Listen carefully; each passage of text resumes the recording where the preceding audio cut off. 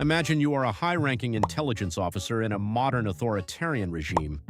Your days are spent monitoring border disputes, analyzing economic sanctions, and suppressing political dissidents. You are trained to spot Western propaganda, digital espionage, and subversion. But in early 2024, the security apparatus of one of the most heavily armed nations on Earth found itself mobilized against a completely different kind of threat. They weren't hunting a spy. They weren't dismantling a terror cell. They were investigating a singing head in a toilet. This isn't a metaphor. It isn't a joke. This is the bizarre, entirely real story of how Skibidi Toilet, the undisputed pinnacle of Generation Alpha internet brain rot, sparked genuine national security panics, triggered state-sponsored psychological investigations, and revealed the deep, terrifying paranoia of authoritarian governments.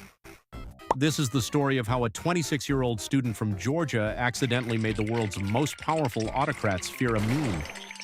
To understand the panic, we first have to understand the weapon. In February 2023, a YouTube channel named Da Fook Boom uploaded an 11-second video. It featured a crude, surreal animation built using assets from the 2004 video game Half-Life 2. A generic male head, specifically the game's mysterious G-Man, rises out of a toilet bowl, his face stretching and contorting while a bizarre mashup of Timbaland's Give It To Me and Bizzer King's Dom Dom Yes Yes plays in the background. It was meaningless. It was absurd. It was, by all traditional metrics of media, garbage. And it became the most watched series on the planet. The creator behind this was Alexei Gerasimov, a student living in the country of Georgia. What started as a single shitpost quickly evolved into a sprawling, lore-heavy cinematic universe. The toilets, representing a chaotic assimilating force, went to war against a faction of men with CCTV cameras, speakers, and televisions for heads. To anyone over the age of 14, it was incomprehensible noise, often dismissed as brain rot, a term used to describe hyperstimulating, low-attention span internet content. But to Generation Alpha, it was Star Wars. It was Marvel. Kids were transfixed. Billions of views poured in. The series spawned thousands of knockoff channels, billions of hours of watch time, and an entirely new slang vocabulary. Historically, when a piece of media captures the minds of an entire generation, governments take notice. But in free democracies, a bizarre trend is usually just left to parents to deal with. It's an annoyance at the dinner table. In autocracies, however, mass attention is a zero-sum game. If the state doesn't control what the youth are looking at, the state perceives it as a threat.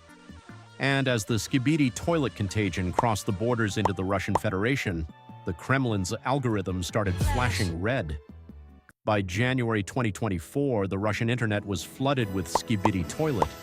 Russian children were mimicking the songs, drawing the characters, and watching the videos on endless loops. For the Russian state, already embroiled in a brutal war and hyper-fixated on controlling the domestic narrative, this was not just a parenting issue, it was a potential psychological operation. It began when a Moscow resident, reportedly deeply alarmed by her child's obsession with the videos, filed a formal complaint with the police. In a normal country, the police might laugh this off.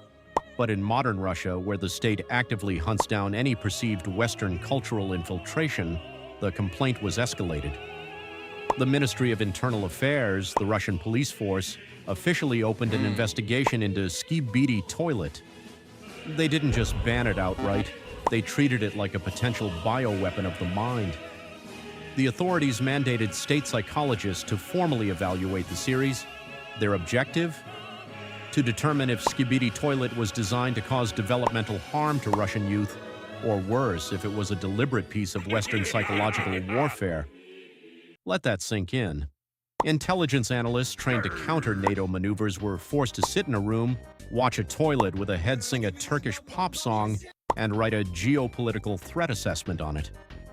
Russian authorities quickly moved to investigate blocking the content entirely, citing the protection of minors. But to dismiss this as just a simple case of moral panic is to misunderstand how authoritarian paranoia works. Regimes like Vladimir Putin's survive on a strict diet of manufactured reality. The state dictates the heroes, the villains, the history, and the future. They spend billions on state-sponsored youth programs, patriotic education, and controlled media environments. Then, out of nowhere, an independent creator from Georgia, a former Soviet republic that Russia invaded in 2008, captures the undivided attention of every child from St. Petersburg to Vladivostok, completely bypassing the Kremlin's censors. To the Russian government, Skibidi Toilet wasn't just stupid, it was an uncontrolled, borderless vector of influence. And to a dictator, anything you cannot control is, by definition, a weapon. But the panic wasn't isolated to the freezing winters of Moscow. The digital contagion spread south, finding its way into the tropical archipelago of Indonesia, another nation grappling with the immense power of unregulated social media.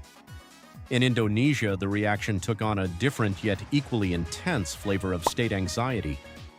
Educators and local authorities in Indonesia began reporting what they genuinely called the Skibidi Toilet syndrome. Children were caught squatting in trash cans and buckets, mimicking the characters, entirely disconnected from the physical world around them. While the Russian state viewed the meme through the lens of geopolitical warfare, Indonesian authorities viewed it as a crisis of cultural erosion and mass cognitive decay. Child protection agencies issued public warnings. Psychologists were paraded on national television to decode the subliminal impacts of the violent, nonverbal, hyperkinetic storytelling. In both nations, the core terror was identical: the realization that the state had lost the algorithmic arms race. For decades, governments believed that if they controlled the telecommunications infrastructure, the TV stations, the radio towers, the newspapers, they controlled the minds of their people. But Skibidi Toilet proved that the modern cultural vanguard isn't delivered via a broadcast tower. It's delivered via an optimized, weaponized algorithm designed by YouTube and TikTok to hijack human dopamine receptors. These governments realized that a single animator, using a gaming laptop and 20-year-old video game assets, could wield more direct influence over the daily thoughts of their country's youth than the entire Ministry of Education. So, is Skibidi Toilet a psychological weapon? If you define a weapon as something designed by a government to destroy an enemy, no. Alexei Gerasimov didn't engineer a memetic virus to topple the Russian Federation. He just wanted to make a funny video using Garry's mod. But if you define a weapon as a tool that shatters a target's structural integrity, then perhaps the paranoid autocrats were onto something. Authoritarianism relies on a shared, state-enforced reality.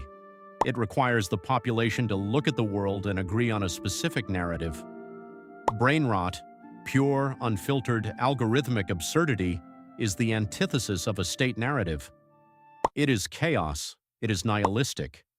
It respects no borders, no traditional values, and no state censors. It speaks a universal language of kinetic movement and flashing lights that bypasses linguistic and cultural barriers entirely. When the Russian police opened their investigation into Skibidi Toilet, they weren't just investigating a meme, they were investigating their own obsolescence. They were lashing out at the terrifying reality that the geopolitical battleground of the 21st century isn't just about territory or resources, it's about attention, and they were losing the attention war to a fictional toilet. The absurd has always been a refuge from oppression. During the Cold War, it was samizdat literature and underground rock music. Today, it's surrealist, machine gun-paced internet garbage. The Kremlin's reaction to Skibidi Toilet is a massive self-own. By treating a shitpost as a matter of national security, they didn't protect their youth. They simply revealed how incredibly fragile their grip on reality actually is. They showed the world that a regime capable of launching intercontinental ballistic missiles can be brought to a state of institutional panic by a meme. Today, the Skibidi Toilet universe continues to expand. Alexei Gerasimov sits in Georgia directing a multi-million-dollar digital empire, unbothered by the police investigations of the nation next door. The meme will eventually fade, as all internet trends do. Generation Alpha will grow up, the algorithms will shift, and a new, even more incomprehensible piece of media will take its place. But the precedent has been set. The absolute strangest chapter of modern geopolitics has been written. In the 21st century, the most dangerous threat to a dictator isn't an invading army, it's the brain rot. Don't forget to like and subscribe. It helps the channel and motivates me to make more videos. Thanks again for sticking with me this far.